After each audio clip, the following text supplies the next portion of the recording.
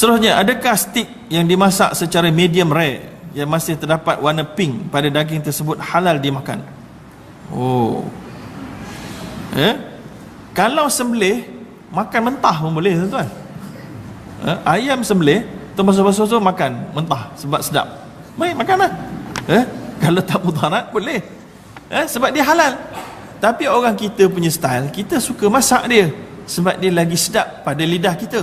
Sedap ni berbeza ikut orang. Bagi saya sedapnya gini, bagi tuan-tuan sedapnya begitu. Bagi saya budu tak sedap. Sebab saya tak pernah test pun sebenarnya. Bagi setengah orang budu sedap. Tak apa, ya. Bagi setengah orang, saya tak boleh makan makanan daripada makasakan mamak. Bagi setengah orang, mamak sedap kau. Ikutlah, kan? Bagi orang medium rare, bagi orang mentah, bagi orang tak mentah langsung, hangus pun sedap juga, kan? Bagi orang, bagi tu lempeng tu. Saya pandai buat lempeng tau. Lempeng ni, kalau makan lempeng saya suka yang keras tu, crisp, yang macam hangus sikit tu. Tapi tak sampai hitam, dia coklat tu. Ada orang, keras tak sedap sikit gigi lah. Tak apa, kan? Macam juga cantik, kan? Cantik ikut orang berbeza-beza. Ada orang disuka orang lelaki yang kepala dia panjang. Cantik betul, kepala panjang, handsome sungguh. Ada orang, ya Allah, tak cantik tu, aku suka yang bulat. Ada orang tak bulat macam bola je. Tak suka. Mata orang berbeza-beza. Sebab itulah cantik yang hakiki adalah cantik di dalam hati. Betul cantik di dalam hati adalah cantik yang hakiki. Sebab dia berkekalan dan juga dia tak ada rupa fizikal, dia ada rupa dalaman dia. Baik, habis. Jadi kesimpulan dia apa ni? Boleh lah, boleh. Boleh makan medium rare asalkan sembelih. Kalau tak sembelih semua tak boleh. Panggang tak boleh, medium rare tak boleh, asam pedas tak boleh.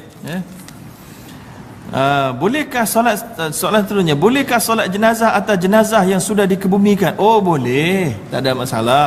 Solat jenazah atas jenazah yang sudah dikebumikan boleh, memang banyak dalil. Boleh solat di kubur tersebut, itu yang paling baiklah. Dan kalau solat gaib pun boleh juga. Baik, jadi habis. Itulah dia soalan yang sampai. Ada soalan lain? Boleh kita tamatkan?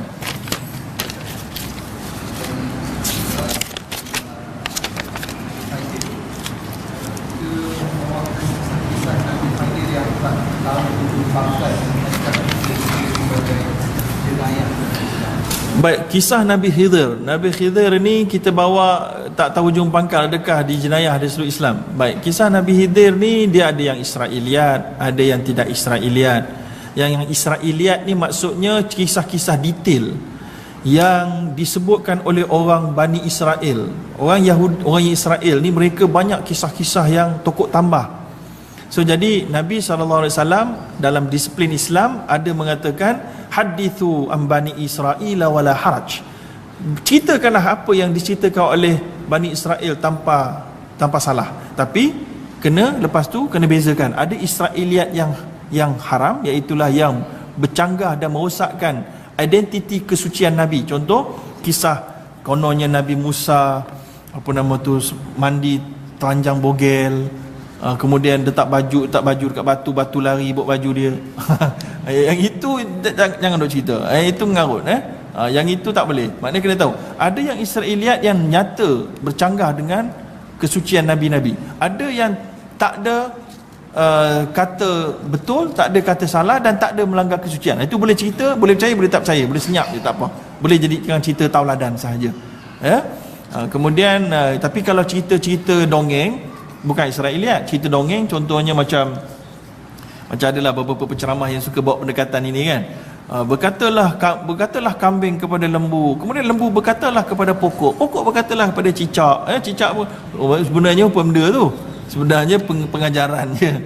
Yang itu cerita dongeng, orang tahu dah. Tapi tak apa, sebab tu orang tahu dah cerita dongeng. Tapi cerita yang tak tahu dongeng tak dongeng, yang cerita bahasa Nabi, ini bahaya. Sebab itulah kita kena tengok dulu. Sebab sebahagian kisah ini memang ada dalam kitab tafsir. Contohnya kitab tafsir Al-Khazin. Banyak benda ni. Antara yang paling banyak Israiliyat tafsir Al-Khazin contohnya, kan. Antaranya dalam kitab sirah. Bukan semua dalam kitab itu adalah benar dan boleh diceritakan. Ulama' meletakkan kat situ sebagai amanah ilmiah untuk orang yang akan datang untuk menyemaknya, sebagai imam, sebagaimana Imam At-Tabari menceritakan di mukadimah dia bahawa dia masukkan semua kisah-kisah dia yang ada riwayat yang dipegang, bukan dipegang, yang ada sampai pada dia.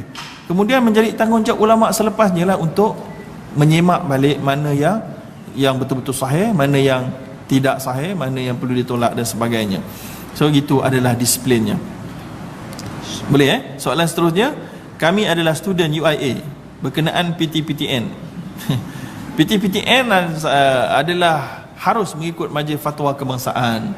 1% itu dianggap ujrah, maka bolehlah ambil PTPTN dan tanggungjawab hukum telah pun dipegang oleh majlis fatwa kebangsaan di dunia dan di akhirat. Selepas selesai lah maknanya. Habis. Ada soalan lain? Sila.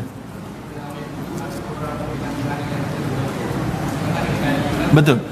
Baik, iaitulah mengambil wuduk. Ada tak bilangan tertentu? Ya betul, sunat hukumnya Nabi buat ambil wuduk, basuh muka 3 kali, tangan 3 kali, kepala ada khilaf, sapu sekali atau 3 kali. Ada sebahagian mazhab kata sekali sudah cukup, ada kata 3 kali. Mazhab Syafi'i kata boleh sapu 3 kali, tak ada masalah. So semua 3 kali itu adalah daripada nas. Maka Nabi kata khudhu anni manasikakum, ambillah daripada aku cara beribadat kamu. Maka Nabi ambil wuduk, wuduk adalah ibadat, 3 kali basuh, kita ambil 3 kali. Tapi 3 kali itu adalah dikira sunat sahaja, kerana ada nas yang membuktikan bahawa tidak wajib 3 kali. Sekali pun sudah memadai, tidak perlu sampai 3 kali. Tapi nak dapat sempurna 3 kali basuhan.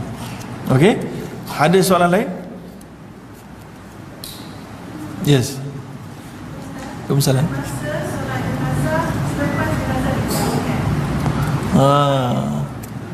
Had masa solat jenazah selepas jenazah dikebumikan.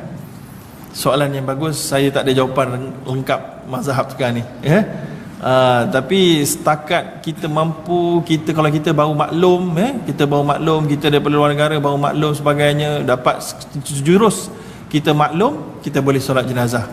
Nanti kejap saya cuba scan saya punya database. Okey dah jumpa dah. Okey ada. Ada sebahagian ulama mengatakan 3 hari.